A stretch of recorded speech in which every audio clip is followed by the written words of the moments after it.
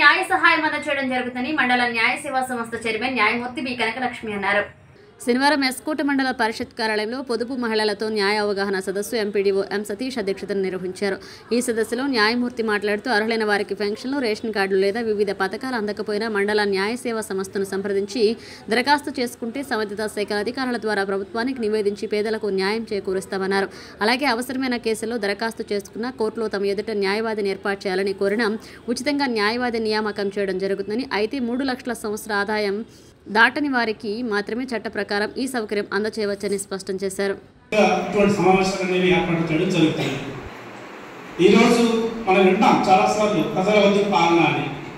అదేవిధంగా ఈరోజు కోర్టు ఒక న్యాయస్థానం గౌరవ న్యాయమూర్తి గారు స్వయంగా ప్రజలను దర్శించి ఏ వ్యక్తి ప్రజలకు ఉపయోగపడుతుందో అటువంటి చట్టాల నుండి అవగాహన కల్పించడం కోసము ఈ మంత్రి దగ్గరకు రావడం జరుగుతుంది. పేదవాళ్ళను ఆదుకోవడం కోసం ప్రభుత్వం ఈ న్యాయవాదులు ఏర్పాటు చేసే అవకాశాన్ని కూడా మన న్యాయమూర్తి గారికి ఉంది, అవకాశం ఉంది. మీ తరపున మేడం గారు అధికారి గారికి అందరికీ నా యొక్క నమస్కారం. తోటి న్యాయవాదులకు నా ప్రధాన ఉద్దేశం ఏమిటి అంటే చట్టం అనేది చట్టం తాలూకా ముఖ్య ఉద్దేశం. ఈ చట్టాలంటే ఒక్కో రకమైన ఒక చట్టం చెప్తారు. బాల్య వివాహాలు చేసుకోకూడదు. మీరందరూ పెద్దవారే ఇంచుమించు. అయితే మీరు చూడాలి, మీ పరిసరాల్లో ఉన్న చూడాలి. బాల్య వివాహాలు చేసుకోకూడదు. 18-21 సంవత్సరాలు వచ్చే వరకు ఆడ మగ వచ్చేసరికి ఎక్కడ బాల్య వివాహం జరిగినా తగిన అధికారులకు ఫిర్యాదు చేస్తే వాళ్ళు నిరోధిస్తారు. జరగకుండా నిరోధించి సక్రమమైన ఏజ్ వచ్చిన తర్వాత వాళ్ళు పెళ్లి చేసుకోవాలి అనేటువంటి విషయాన్ని చెప్తారు. అదేవిధంగా బాలికలు 14 సంవత్సరాల లోపు పిల్లల్ని బడికి పంపించాలి కంపల్సరీ నిర్బంధ విద్య చట్టం ప్రకారం. ఎక్కడున్నా కర్మాగారానికి కానీ ఏ పనికి కానీ పంపించకూడదు. పంపిస్తే వాళ్ళు శిక్షార్హులు అవుతారు.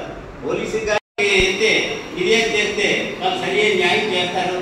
అదేవిధంగా మహిళలకు ఏ న్యాయం కావాల్సి వచ్చినా మండల లీగల్ సర్వీస్ అలాంటి వారు చేయడానికి సంసిద్ధంగా ఉన్నారు. దీనికి మహిళల గురించి ప్రత్యేకంగా 2015లో నాన్సా వారు ప్రత్యేకంగా పావర్టీ ఆఫ్ శుభ్రత గురించి ప్రతి ఇంటి వారు కూడా శుభ్రత చేయాలి.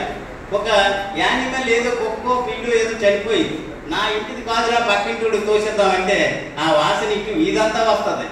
అది ఒక స్కీమ్స్ రాకపోతే మీరు వాళ్ళకి అవేర్నెస్ ఇచ్చి వాళ్ళ దగ్గర నుంచి ఏమైనా కంప్లైంట్స్ ఉంటే తీసుకోండి అని చెప్పేది ఫస్ట్ డైరెక్షన్ ఇచ్చారు. నెక్స్ట్ డైరెక్షన్ ఏంటంటే at the same time to aware legal, అంటే లీగల్ నాలెడ్జ్ కోసం, చట్టాల కోసం వాళ్ళకి తెలియకపోతే కాస్త అవేర్ చేయండి అని చెప్పేసి మనకి డైరెక్షన్ ఇవ్వడం జరిగింది. అందుకే మీకు ఈ సార్ చెప్తున్నారు, ఇప్పుడే ఎంపీడీ గారు చెప్పారు, మీకు అందరికీ రేషన్ కార్డ్స్ ఉన్నాయా? ఎవరైతే రేషన్ కార్డ్స్ ఉన్నాయా? ఎవరికైతే రేషన్ కార్డ్స్ అనేది గవర్నమెంట్ స్కీమ్, అంటే బిలో పవర్టీ లైన్ లో ఉన్న వాళ్ళందరికీ అది వైట్ రేషన్ కార్డ్ అని చెప్పేసి దాంట్లో కూడా కైండ్స్ ఆఫ్ రేషన్ కార్డ్స్ ఉంటాయి. అది వాళ్ళకి బాగా ఐడియా ఉంటుంది.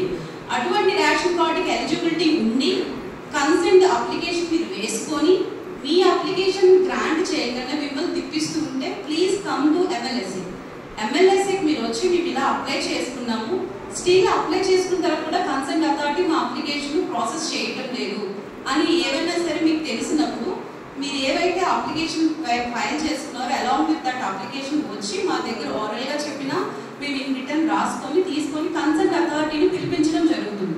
పిలిపించి అడిగి మీ యొక్క అప్లికేషన్ ఫార్వర్డ్ చేయించడం జరుగుతుంది.